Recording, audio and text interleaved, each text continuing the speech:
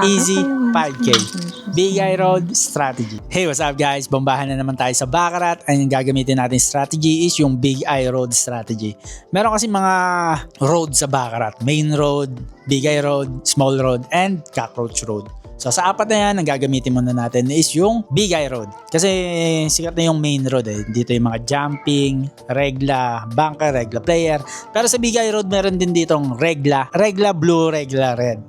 Tsaka mga jumping red. Okay. So turo ko na lang yung Big Eye Road. Okay. Punta tayo sa Speed Baccarat A. Kung paano sipatin tong mga Big Eye Road na to. Okay, lalakayan ko yung Big Eye Road dyan. Yung parang donut ata ito, Big Eye Road. Okay, ayan pula.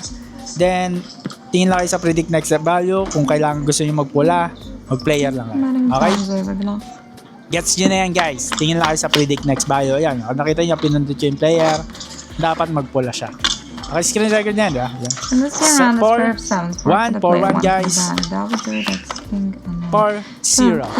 Easy 5K. Big Eye Road strategy. Okay, ngayon kung gusto nyo siya mag-blue or pag gusto nyo mag-blue, mag-player kayo.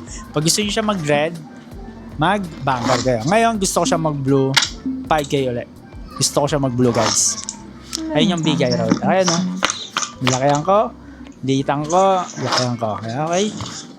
8, picture, bang, 2, sorry, sa Big Eye Road strategy. Okay guys, so, yan, sinimplihan lang natin. Easy, chill lang. Then, stop recording natin.